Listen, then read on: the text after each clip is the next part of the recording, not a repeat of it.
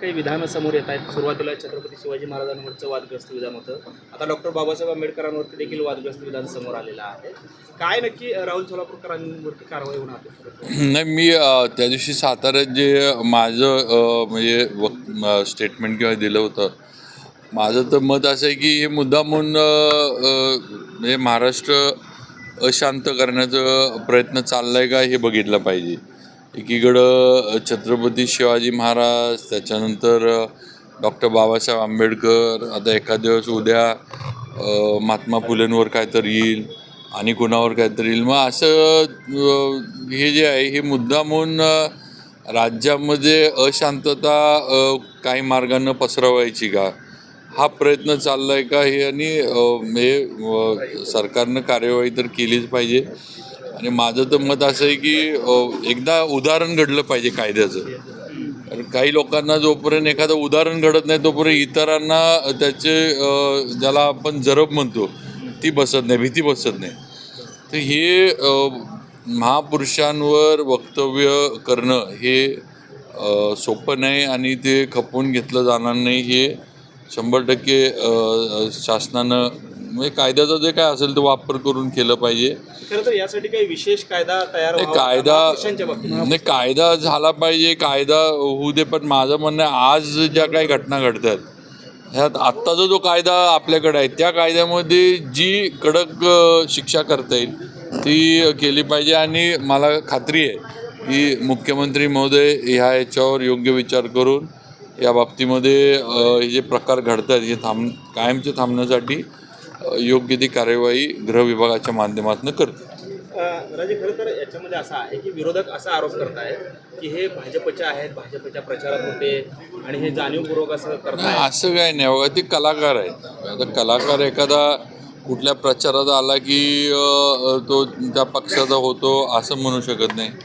कलाकार आहेत आणि आपल्याला कलाकारांचा मान सन्मान आपण सगळेजण ठेवतो. पण कलाकारांनी पण त्यांच्या कलेच्या पुरतं थोडं मर्यादित राहावं. असे वक्तव्य अशा पद्धतीनं ज्याचे पडसाद समाजामध्ये उमटतात असे कलाकारांनी पण करू नये. हे थोडं कलाकारांनी पण जपलं पाहिजे.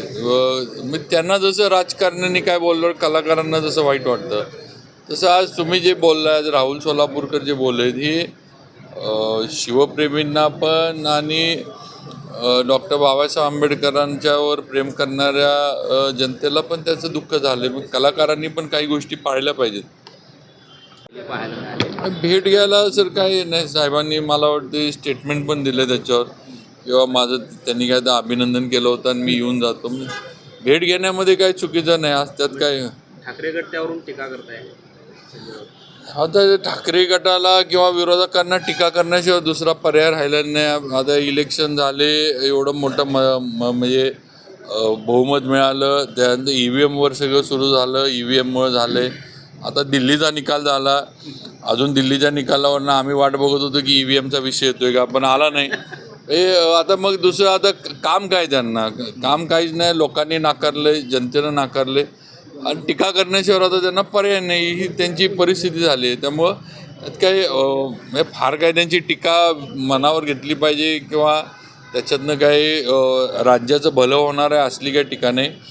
व्यक्तिद्वेषानं, मुख्यमंत्री साहेबांच्यावर असणाऱ्या व्यक्तिद्वेषानं भरलेली ती टीका आहे, बाकी त्याच्यामध्ये काही नाही. आणि लोकांना माहीत आहे काम करणारं कोण आहे, कोण कर्तबगार आहे. आज त्यामुळं देवेंद्रजींच्या नेतृत्वाखाली आज सरकार झालं. आज सरकार काम करतंय आणि नक्कीच कामाच्या माध्यमातूनच आमचे मुख्यमंत्री देवेंद्रजी महाराष्ट्रामध्ये आपला ठसा अजून चांगला आणि खोलवर उमटवतील याची आम्हाला खात्री आहे. खरं तर पांडवगडावर 6 गिर्यारोहकांचा हल्ला झाला आहे. त्यातले 2 गिर्यारोहक जे आहेत ते गंभीर जखमी असल्याची माहिती समोर येते. काय नेमकं बचाव कार्य कशा पद्धतीने? आता मी माहिती घेतो ह्या विषयाची, कारण हे आपण आत्ता सांगितलं त्यावेळेलाच मला खरं म्हणजे कळालं. मला काही कळलं नाही, पण सिव्हिल सर्जन असतील किंवा आमचे मेडिकल कॉलेजचे डीन असतील आणि त्या ठिकाणचे प्रांत वगैरे ह्यांना नक्की मी थोडंफार सूचना देईन. आता मी इथनं चाललो आहे धाराशिवला, पण फोनवरनं नक्की सूचना देईन की बाबा लवकरात लवकर तिथलं काय प्राथमिक आरोग्य केंद्र वगैरे जे जवळचं असेल त्या ठिकाणी ट्रीटमेंट जी आहे ती योग्य पद्धतीने जी आहे ती मिळावी. देश विदेशातील प्रत्येक घडामोडींचे लाईव्ह अपडेट मिळवण्यासाठी आता साम टीव्हीच्या सर्व सोशल मीडिया प्लॅटफॉर्मला लाईक, फॉलो आणि सबस्क्राईब करा. तसंच सर्व नोटिफिकेशनसाठी बेल आयकॉन प्रेस करायला विसरू नका.